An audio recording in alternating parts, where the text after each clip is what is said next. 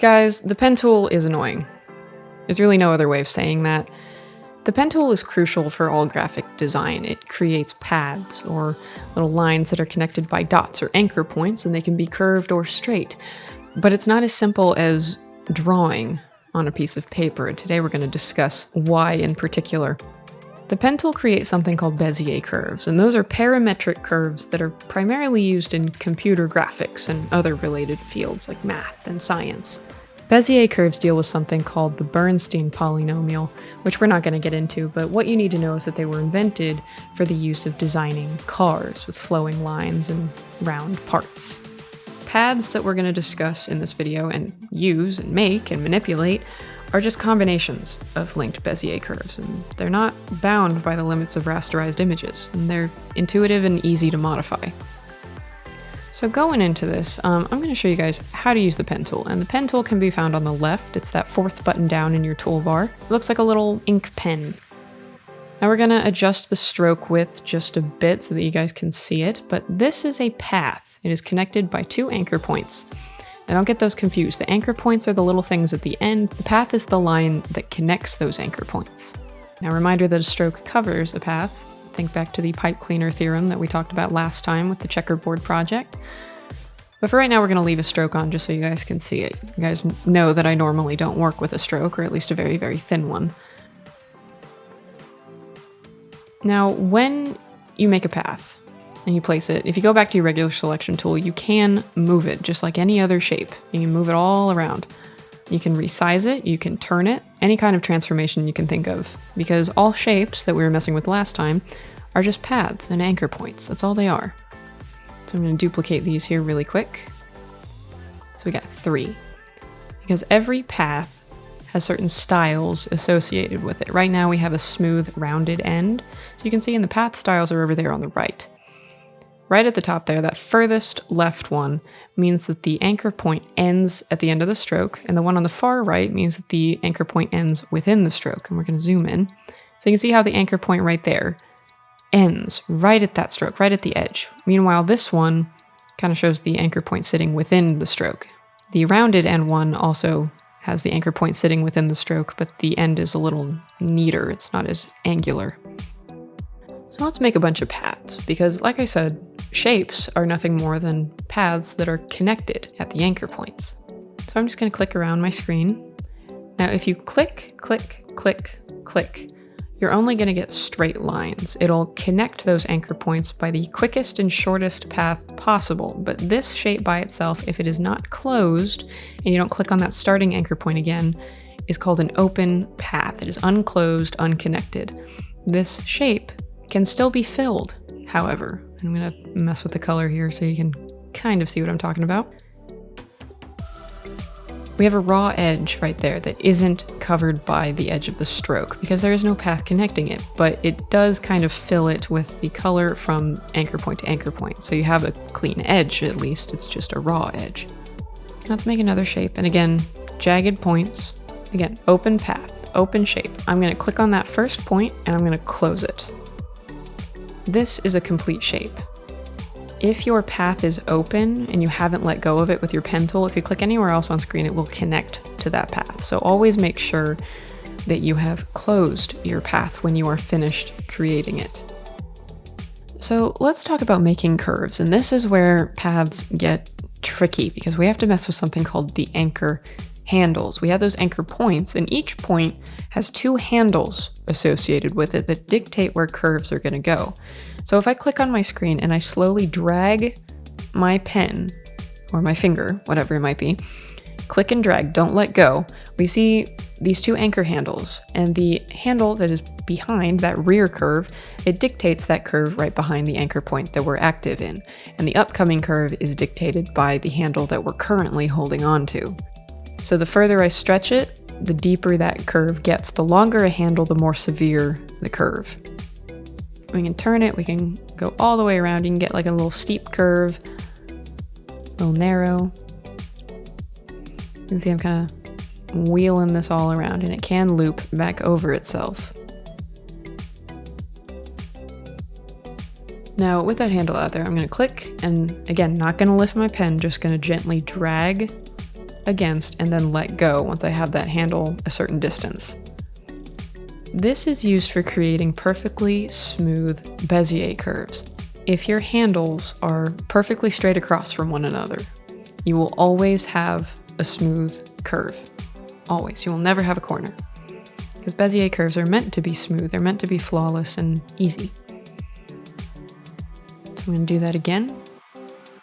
Click, pull, and pull this handle just a little bit. The closer your handles are to the anchor point, the more curve that's dictated. So now we got to get into handle styles.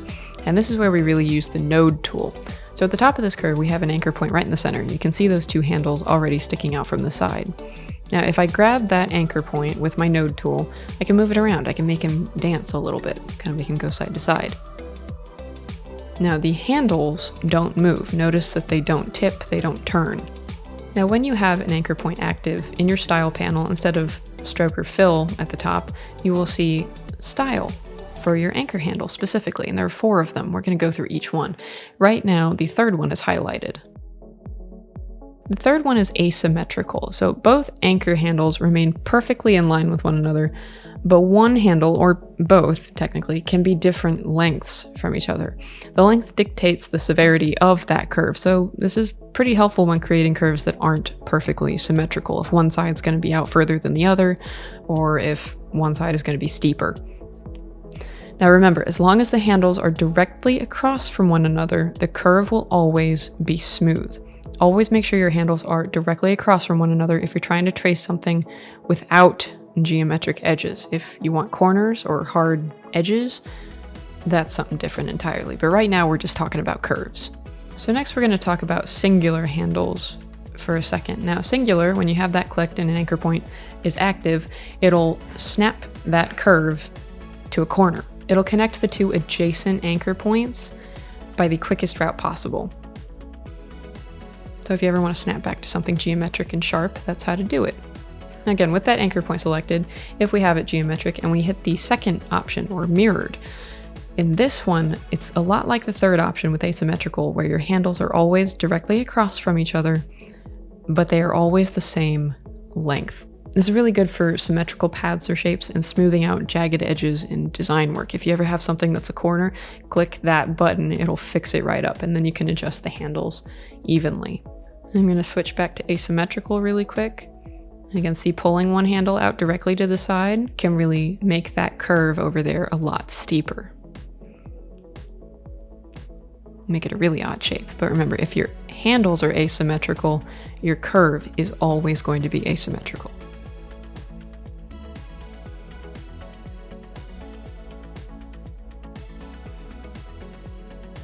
So let's talk about disconnected handles, and those are the ones on the far right there. Disconnected anchor handles move independently of one another, thus creating breaks in an otherwise smooth, continuous path that you may have created. These are good for corners, harsh changes in direction, anything like that. I'm making 2 little mountains right there. Little pointy hills.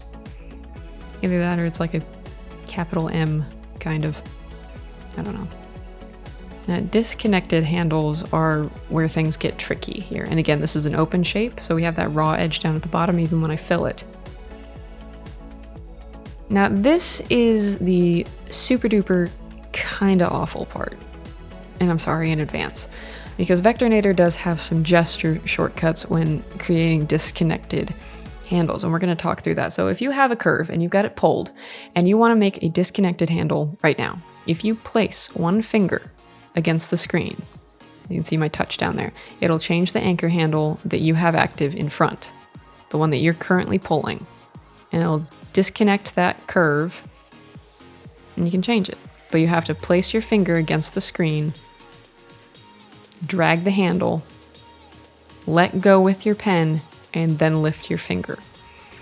This will become intuitive over time if this is the method you choose to work with, and I demonstrate this quite a bit here. But again, now this isn't a required method of creating broken handles. Like I showed you a minute ago, you can use that anchor handle style manually by selecting the anchor point and then choosing that style.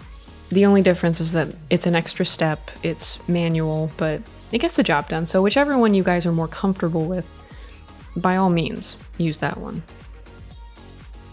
Still, it doesn't hurt to get some practice in with the finger broken handle method. So again, every time you want that broken handle, place your finger against the screen, move the handle, release, and then place your pen somewhere else.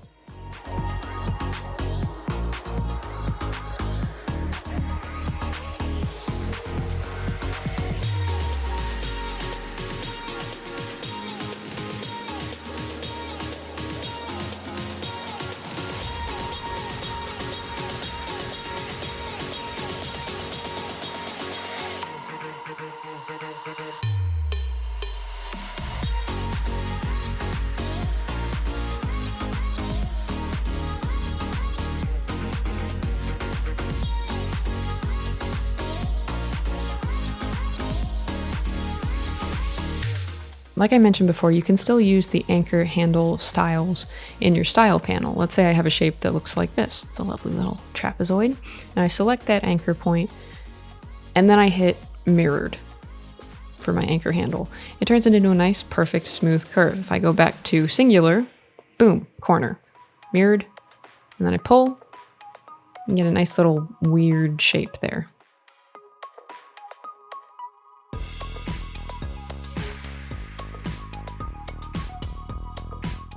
Then asymmetrical, I can pull that one handle in to make a shorter curve or a much longer curve, but the other one remains the same. That handle doesn't change.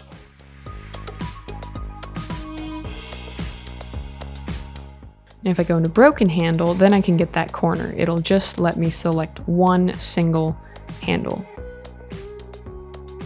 Okay, so now that we've gone over the 4 major styles of anchor handles, we have to start on the project. And this is an assignment that I give every digital class that I have, no matter what, digital art, viscom, what have you. And it's a series of 4 exercises, starting with this first one, which is straight paths, where you use the pen tool to create these open paths by clicking on the lettered gray points and then pulling the anchor handles toward the red and gray dots. There aren't any red or gray dots in this first one, so all we're really doing is clicking. That's all we're doing, just straight paths. Point A to point B as fast as possible. So I'm going to start in layer 1, but I'm going to go into my photo layer and drop the opacity down to 50% for a template layer, just like we did with the checkerboard. Then select my pen tool, I'm going to go back into style, adjust my stroke width and the color. I do want you guys to use a stroke color that is not black. It'll be easier for me to see. Pick a pretty color. Then adjust your stroke width-ish, just so it's thick enough for me to see. But then A to B, click, go back to regular selection tool and click off of it. That's the thing. If you stay on point B and then immediately with your pen tool go to point C, you'll have a nice diagonal slash going from B to C. So once you click A, then B, use your selection tool to click off of it, to deselect it, and then hop back into your pen tool and start with C to D. I think I do this one backwards though.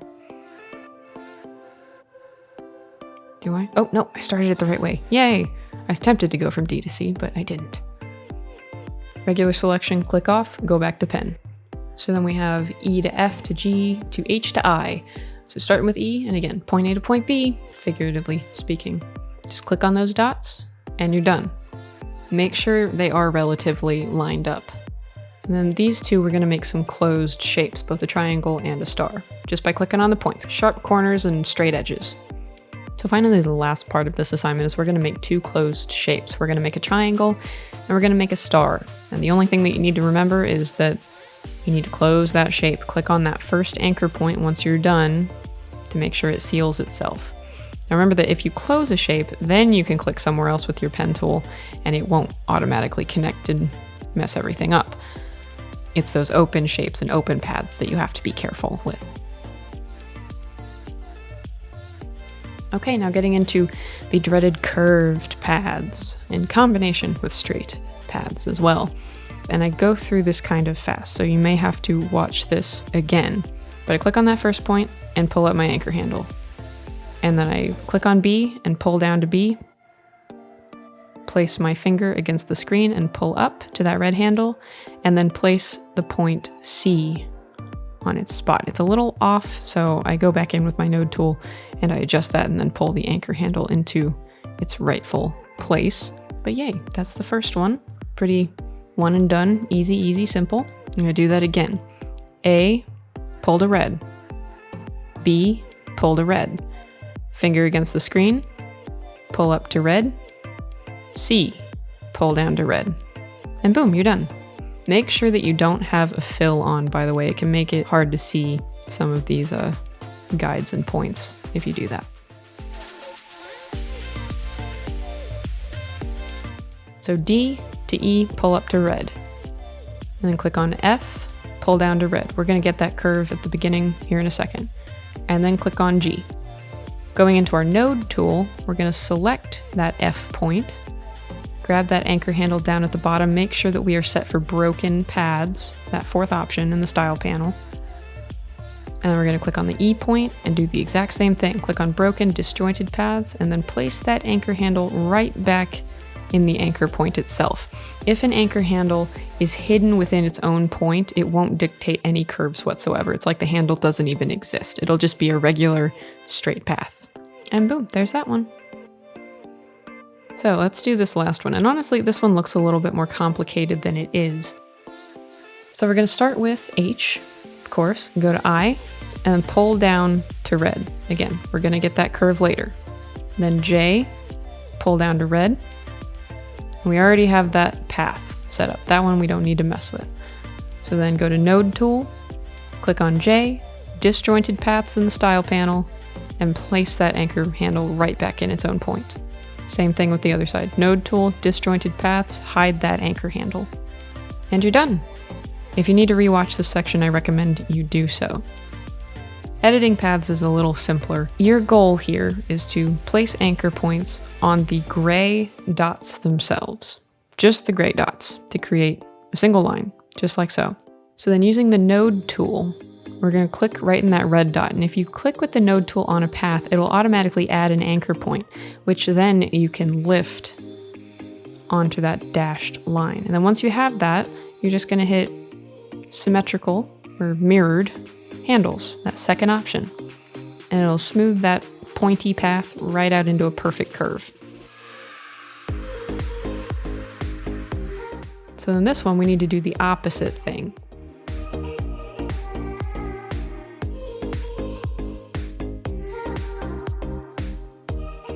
With your node tool, select that middle point. Just select it so it turns black. Then you're gonna head up to your menu and hit the trash can to delete it, throw it away. And it'll straighten that path right out. And this last part looks a little trickier than it is. What we're gonna do is we're gonna trace the solid lines of the star first, just in a closed shape. Every point is gonna be a point that we make. Centering that, click on that leftmost point up to the corner. And we're gonna close this shape.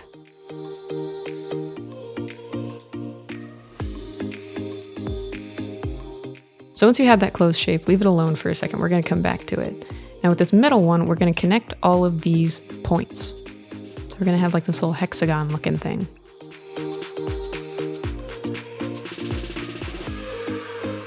Using the node tool, we're gonna add points to the middle of these paths.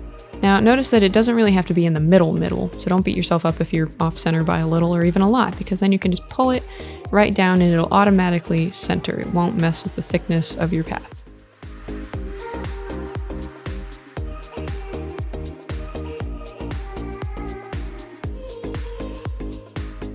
We're going to place those there, and then we're going to select those points at the top part of the curve. And once you have that one selected, you're going to hit that mirrored round style, that second option in your style panel, and it'll round it right out. And then just adjust your anchor handles with the node tool until they fit, straighten them out.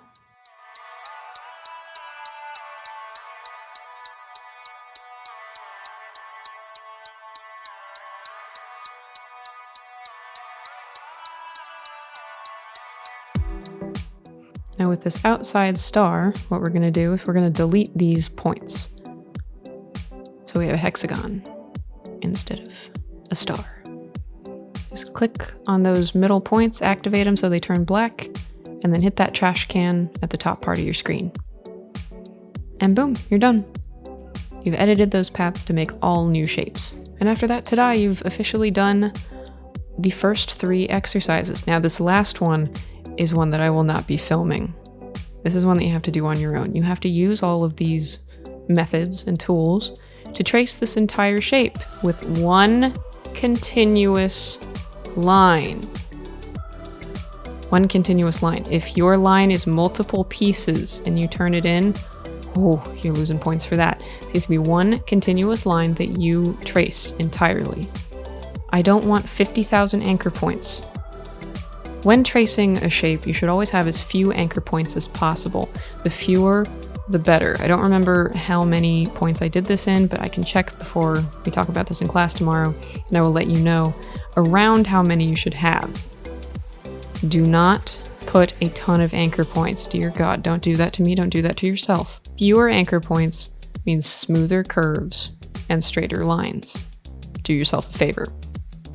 But yeah, all you have to do is just trace this with your colored path and turn it in. The entire thing will be turned in as a Vectornator file in Shobi. And remember that when you're turning something in from Vectornator to Shobi, when you hit the share button, save it as a Vectornator file and share it directly to Shobi. As we found out, you can't save it to your files and then put it in Shobi from your files. It gives me 50 pages of JavaScript.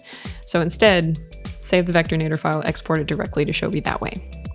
Good luck. I will be around to help you guys, but I do want a screen recording of each one of these exercises. Each one. Some of them will be long, I'm aware. If your video is too long to upload to Shobi, you can upload it to Google Drive in a small folder and share that folder with me individually if you need to. Whatever works. Either way, I will have screen recordings of this. So, when you are done with this project, you should have 4 screen recordings and the actual Vectornator file turned in. Good luck!